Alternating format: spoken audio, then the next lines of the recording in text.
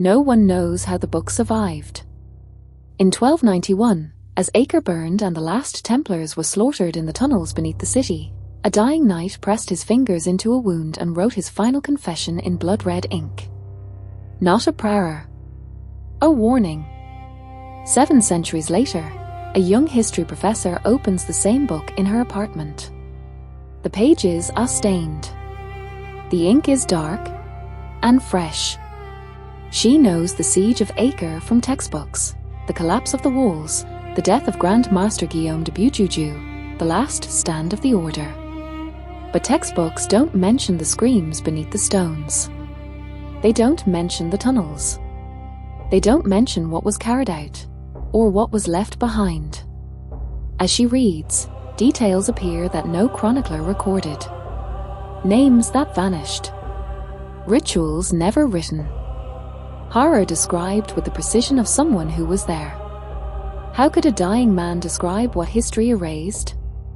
The diary has been in her family for generations. Wrapped in a Templar banner. Passed from mother to daughter. Never explained. And as the past bleeds into the present, one question refuses to stay buried. If this book is real, then the Templars didn't disappear. They escaped something far worse. The city was already dead before the walls fell. Acre did not fall like other cities in the chronicles. There was no clean defeat, no orderly retreat. When the Mamluk siege engines broke the outer defences in May of 1291, the sound that followed was not battle, but panic. Bells rang without rhythm. Fires spread faster than commands. Civilians drowned in the harbour trying to reach ships that had already sailed. The Templars did not flee. Their final stronghold, the temple complex near the sea, became a tomb long before the enemy reached it. Contemporary sources confirm that Grand Master Guillaume de Beaujeu was mortally wounded while personally leading a counterattack. What they do not record is what he said as he bled. According to the diary, his last order was not tactical.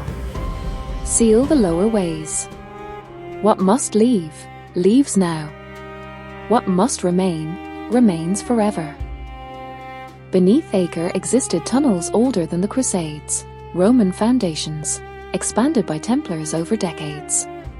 These passages were not marked on any map. Muslim chroniclers later wrote that Templars have vanished into the earth. Christian scribes dismissed this as exaggeration. But the diary describes men fighting below the city while the city burned above them. Narrow corridors filled with smoke. Screams echoing through stone. Brothers crushed when tunnels collapsed deliberately from within. This was not a retreat. It was a containment. One passage appears again and again, written darker than the rest, as if the pen was pressed harder. Do not let it return to the surface. What deity was, the writer does not name. Not yet. By dawn, Acre had fallen. The Templar order ceased to exist in the Holy Land. Officially, none survived. And yet, someone carried the book out. Someone wrapped it in the banner of the order. Someone ensured it would be read again. 7 centuries later, a historian turns the page and realizes the ink does not behave like ink at all. History admits the tunnels existed. Modern archaeology has confirmed that beneath Acre's Templar quarter lay a complex underground system. Storehouses, escape routes, and fortified chambers carved deep into bedrock. What history cannot explain is why so many of them were intentionally collapsed from the inside. The diary does. By torchlight, the last brothers moved through corridors so narrow their armor scraped stone.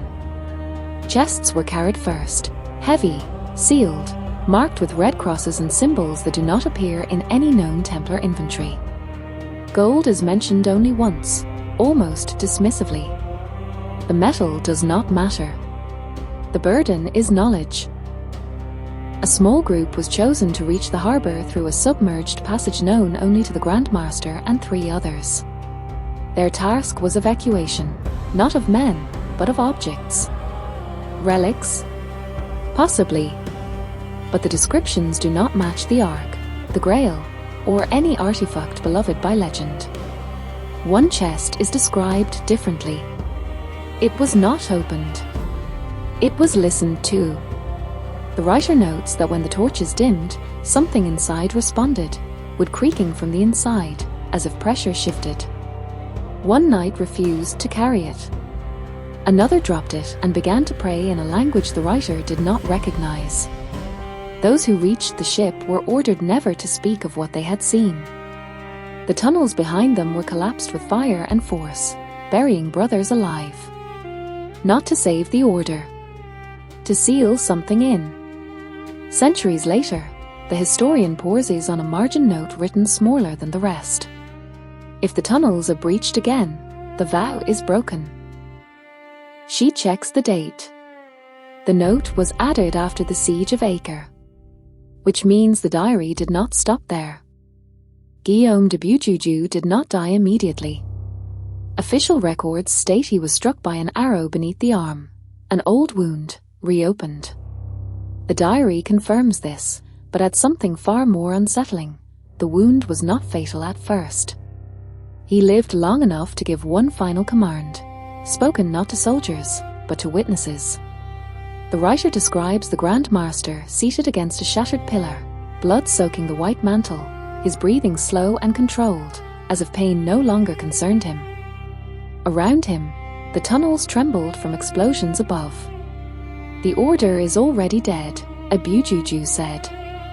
What matters now is that it stays buried. He spoke of a vow older than the Crusades themselves. A task inherited, not chosen.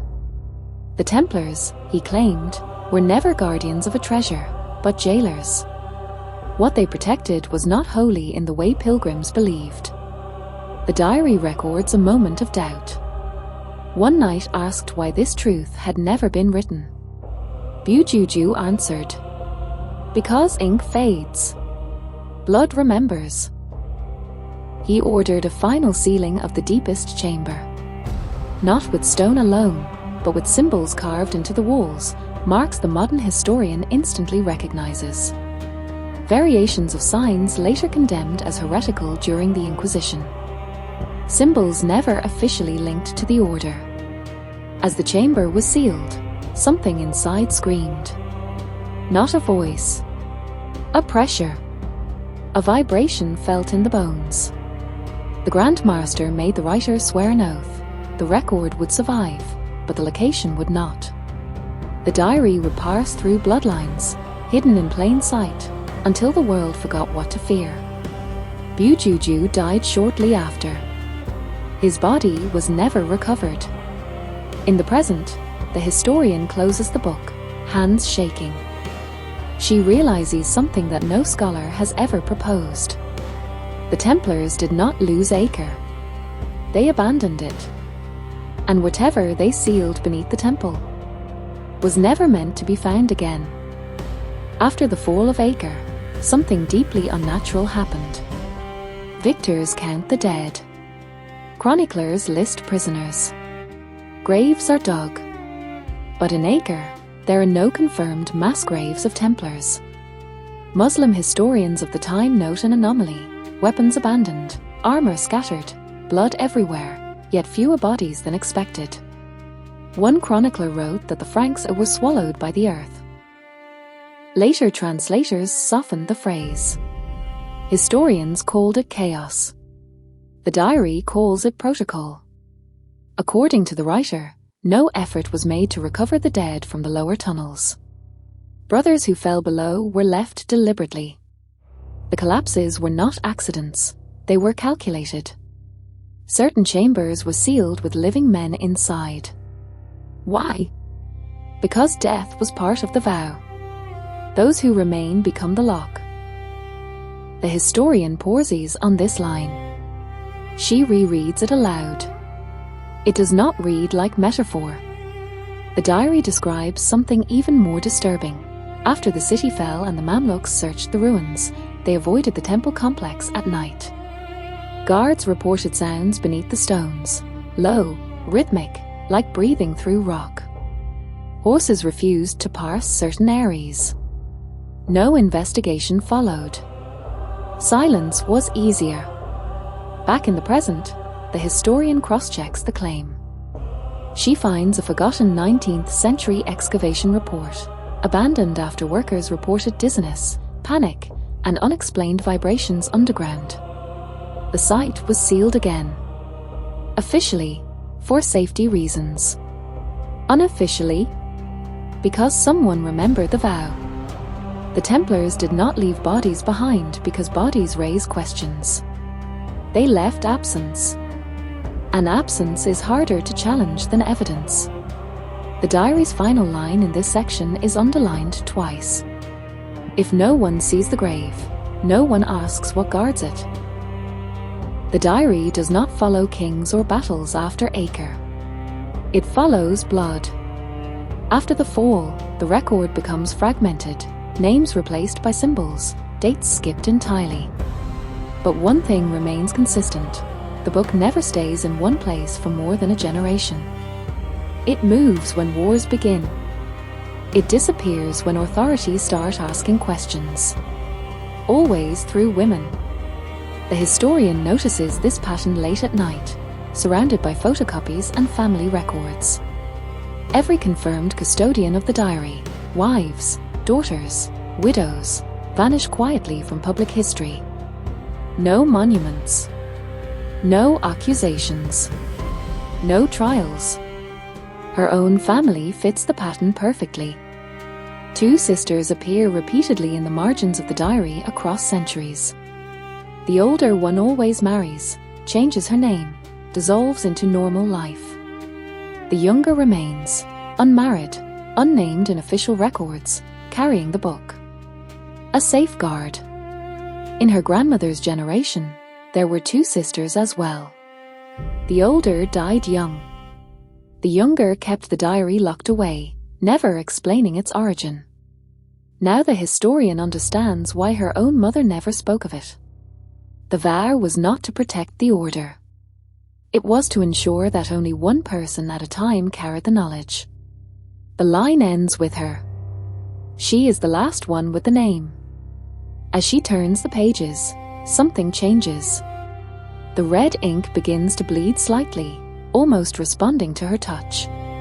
A sensation of pressure fills the room, subtle but unmistakable. The diary was not waiting to be found. It was waiting for her. And for the first time in centuries, the vow is at risk of being broken. At first, the historian believes exhaustion is to blame. Long nights. Too much coffee. The mind filling gaps with imagination. But the diary does not behave like an object. It behaves like a witness. When she reads passages describing the tunnels, the air in the room grows heavier. Pressure builds behind her ears. The red ink, once dry and cracked, darkens, as if absorbing moisture that isn't there. Infrared analysis shows nothing unusual. Chemically, the ink should be inert. Yet marginal notes begin to appear clearer the longer she reads. Not new writing. Old writing, revealing itself. One entry describes sounds beneath the temple long after Acre fell, recorded decades later by a different hand, same book. They are not dead. Death was denied to them when the vow was sealed.